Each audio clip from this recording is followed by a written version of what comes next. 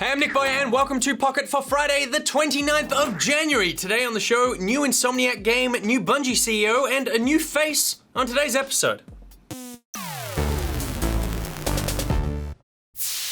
Alright, here's what's been making headlines. Bungie has a new CEO. After more than 15 years at Bungie, President Harold Ryan has stepped down from the top position. Taking his place will be the company's current COO, Pete Parsons. Parsons immediately addressed fans by saying, "I want you to know that my number one priority, and Bungie's, is and always has been to deliver great games that we can all share together. I also believe you have yet to see our studio's best work. My new role here at the studio will be entirely focused on fulfilling that promise." Destiny 2, anybody? Or maybe no more Destiny? The Division is rapidly approaching, and as is Ubisoft's want to sell you season passes. The developers have announced that they have a complete post-launch plan that includes free updates, additional features, and 3 hefty content packs, the first of which is the Underground, which will open a new territory to players as they explore the uncharted underworld of New York City, where Splinter lives. The second pack is called Survival and turns the whole map into a PvP zone, and the final expansion is Last Stand, which we know nothing about.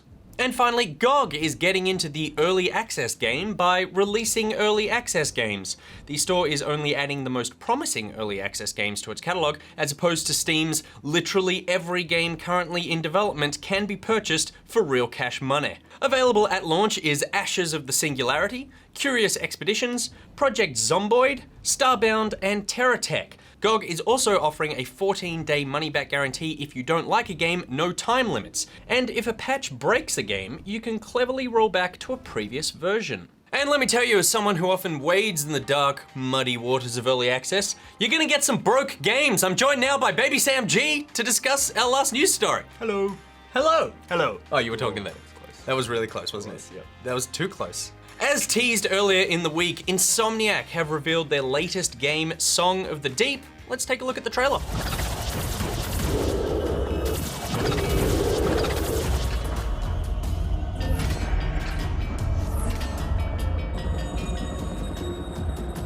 I never imagined that his stories were real. Or that I would have to face those dangers myself. To find him. Alrighty, Sammy, what do you think? It looks pretty cool. It does look pretty cool. It looks pretty. It does look very pretty. I Yeah. love the art style. I think the tone of the game looks really good. I love Insomniac Games. So Insomniac have done Ratchet & Clank, Resistance, yep. Sunset Overdrive. I figure for me, these guys generally always put like a really good spin on something. So Ratchet & Clank obviously had a really good sense of humor, and Sunset Overdrive had awesome exploration. So I played Sunset Overdrive, and that was a heap of fun. Just that movement system around the whole world was just awesome. Yeah, so I am keen to see what they bring to this sort of platformer thing. But the other interesting thing about this game is it's actually being published by GameStop. GameStop, yes. Who own EB Games, and sort of they are EB Games in America. Yep. This is their first step into publishing, the first game that they're putting out. Like, do you think this is a good way for them to stay relevant? I think it is. I think it might be good for them to have such a big company behind their game. Just for the money reason, right? You mean Insomniac good for Insomniac or good for GameStop? Good for Insomniac. Yeah, right, yeah. GameStop behind them with the money, kind of supporting them to develop the game and like progress with it. Yeah, and also I don't know how they figured out this deal, but Insomniac actually keep all the IP. So GameStop, right? The thing that GameStop get out of it is that GameStop is the only place you can physically buy the disc. But other than that, they don't own the game, so they've kind of just given them money that they get the sort of retail rights to it. Yeah. You can buy it digitally, obviously, but Insomniac get to keep the game. It's an interesting deal, isn't it? Yeah, and I figure it's a good way, like if GameStop want to continue to stay relevant in the next 10 years, transitioning into publishing is probably the best way because physical game sales are eventually going to go away. Digital sales are increasing, brick and mortar stores are going down, so... It will be very interesting to see how that turns out. All right, moving on now to Thing of the Day. Thing of the Day. Which you always find. Most of the time, yeah. I found today's one.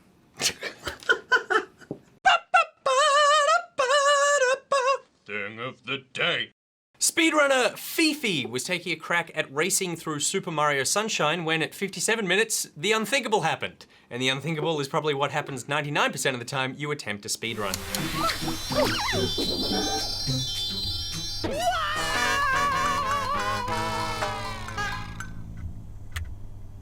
Thing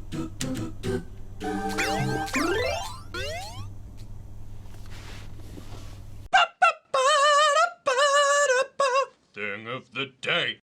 Unlucky, mate. Yeah, very unlucky. It's now talk through time where you suggest a topic and Sam and I, today, talk through it. Today's topic comes in from neat hair, I'm gonna say. Like, yeah, neat hair? H-A-R-R-E, it doesn't matter.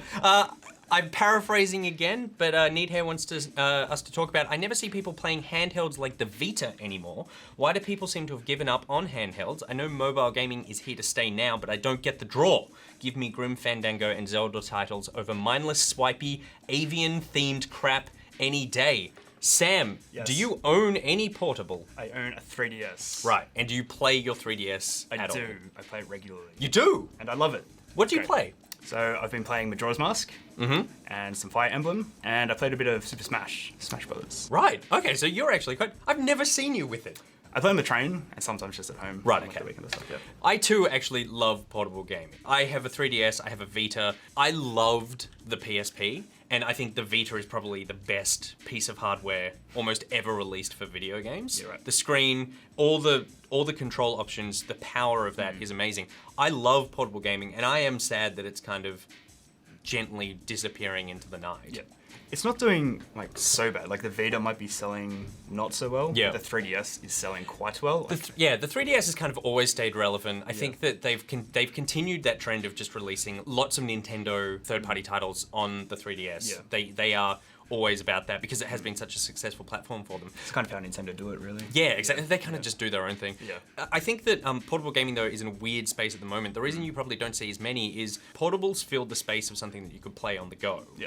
And then mobile gaming came in, and they took things on the go, but they also watered it down quite a bit. So did, it yeah. tends to be like puzzle games. You and I both play Clash of Clans. Clash of Clans, a lot of Hearthstone. A lot of Hearthstone, and that, I mean, that's not a watered down game. And Clash of Clans actually has a surprisingly big amount of depth, but Yeah, you're totally. usually seeing like puzzle games and stuff on mobile. There's a lot of shovelware. Yeah, exactly. Yeah, and there's just so much stuff out there, so you kind of get overwhelmed. You're already carrying that thing with you is another thing. You don't need to, like, even for me who love my Vita, like the idea of putting it in my back pocket, I'm like, I'm gonna forget this and I'm gonna sit on it when I'm on the train. Yep.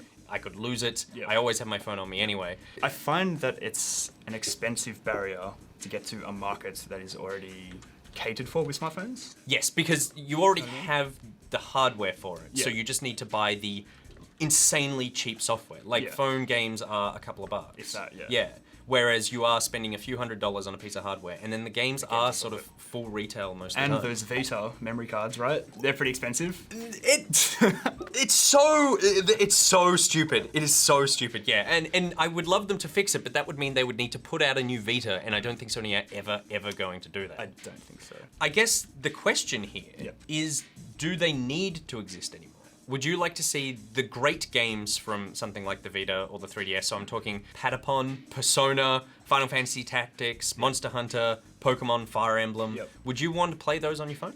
I think that would eliminate the 3DS and the Vita from the market. Yep. Maybe that's why they exist. I don't know. What do you think? I think the controls are probably the biggest issue. right. That you want a physical control to put on your phone, but then if you have a physical control, then you're carrying around a control.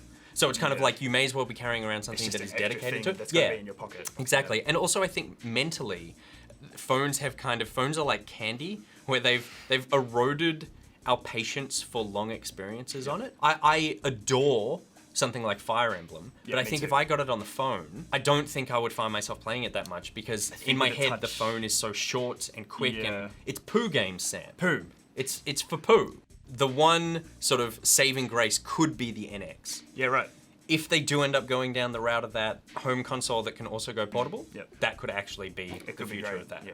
I feel like the NX could be interesting because it caters to that kind of Nintendo game market where their games will be good on portable consoles. Yeah, so many Nintendo games are platformers or things where you go, they're chunked up. Like, it's generally not huge story-based stuff. It's Yeah. like, oh no, you can finish a level, finish a level, finish a level. Yeah, totally. And if I could just take that on the go with me, and then when I get home, plug it into the TV and continue playing. Because they seem suited perfectly for handheld gaming on the go. Yeah, so smaller chunks.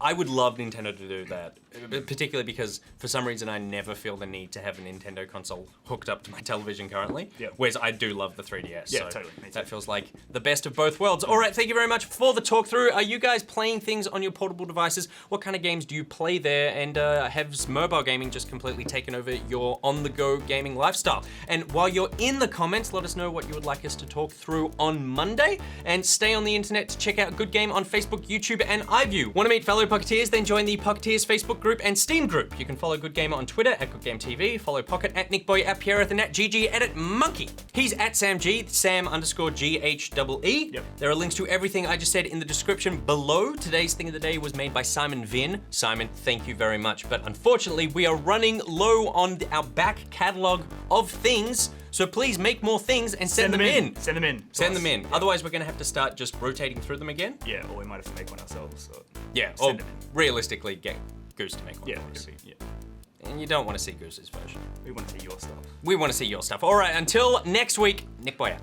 G out. What do you have here? It says low battery.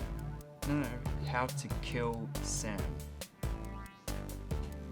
You weren't supposed to see that yet.